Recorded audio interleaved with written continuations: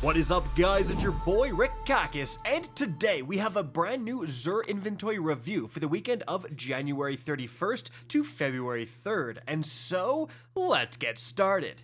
Alright, let's take a look at what he has. Firstly, for the catalyst here, has this ever happened before? The Izanagi's Burden catalyst? I seriously don't remember seeing this catalyst before.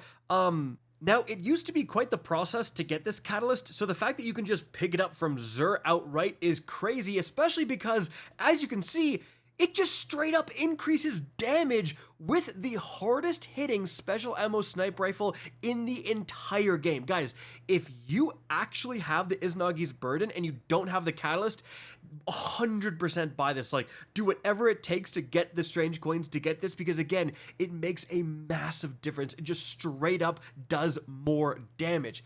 And then we have the Arbalest catalyst. The Arbalest is one of the best PvE exotics in the entire game.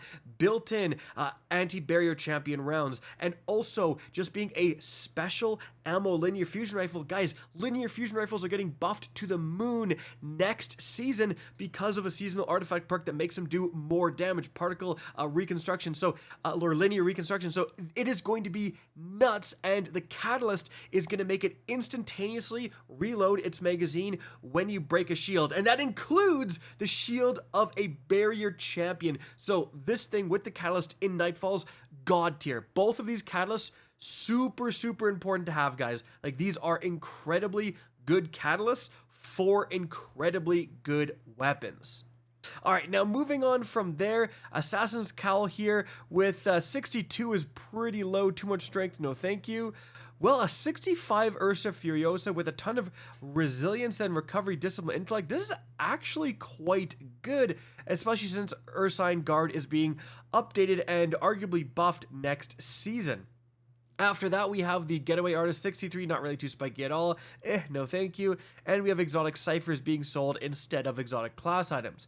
Now, as for the kind of random item, well, we have Crucible engrams, so you can buy these and decode them at shacks for Crucible weapons, and don't forget, like, hey, picking up some alloys and stuff might be a good idea with a new episode Heresy, fast approaching, stocking up on materials isn't a bad idea. Now, as for the weapons here, guys, well, we have the Wardcliff Coil, randomly collapse certain bosses, so that's cool. Then we have the Borealis, getting a bit of an update next season. Everything with the fundamentals perk is, so might be worth picking up if you don't have it, because again, that incoming buff. After that, we have the Monte Carlo, really good for a lot of melee builds. You're like gonna get your melee back so fast. And then we have a Hipfire Grip Hawkmoon, absolutely not. All right, now as for the weaponry, we have a Snapshot Osmosis Dire Promise, no thank you. Whispering Slab, well, Whispering Slab is actually coming back next season with episode Heresy, so you don't need to buy this one. You can just get the probably updated and better version that's gonna have an origin trait as well. After that, well, hold on. Okay, opening shot plus hipfire grip on specifically pinpoint slugs are pretty cheesy. Like, hipfire grip can get you some cheesy kills in the Crucible. So this is actually not a terrible roll here.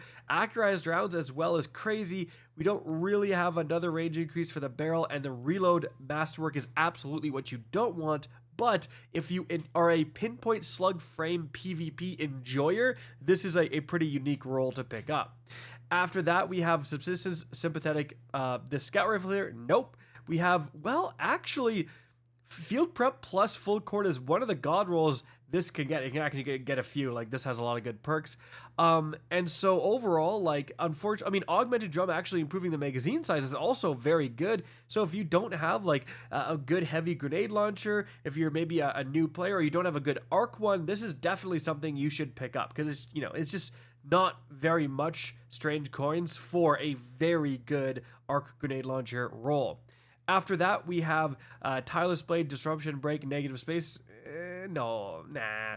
And then we have it's one away. Whirlwind Blade is absolutely the best damage increasing perk you can get on the Crown Splitter, and the new craftable Crown Splitter cannot get Whirlwind Blade. That is a big deal. Unfortunately, Tireless Blade is not quite as good here as Relentless Strikes. Tireless is like the second best perk you can get here.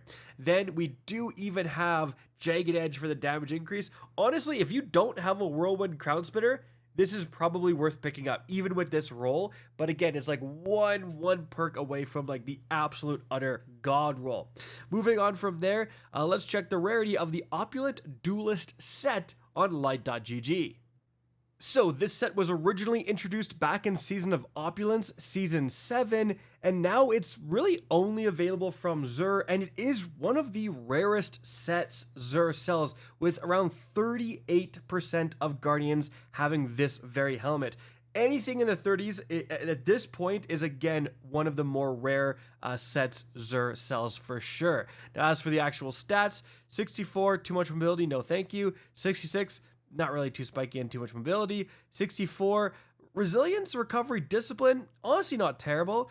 And then 64, way too much mobility. All right, let's check the Warlock.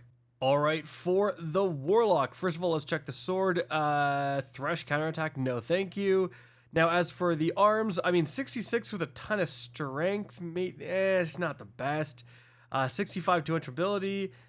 68 is definitely on the higher end, and a massive discipline spike is also what you like to see. Now, for me, this has too much mobility, but some people do like some mobility on their Warlocks. Like, again, 68 is incredibly high. You could definitely consider picking this up. Then we have 62, and not the biggest fan of this one. All right, let's check the Hunter. All right, for the Hunter, let's check the sword. Thresh on guard, no thank you. And then we've got 65 with a ton of recovery here, too much strength though. Then we've got 62, not spiky at all, no thank you. 65, pretty much everything but strength, not terrible. And then 64, mobility, but too much strength and not the best. Overall, guys, definitely, I think the catalysts here are the highlights. Guys, that is going to be it for the video. Hope you enjoyed and found this informative. If you did, please remember to help me out by simply rating and especially sharing this video. If you guys want to see more Destiny 2 content similar to this, don't be afraid to slap that subscribe button. If you want to get in touch with me and keep up to date with the latest channel activity, the best way is to follow me on Twitter at RickCactus. That is linked in the description down below. Again, I hope you enjoyed the video, and as always, have a good day.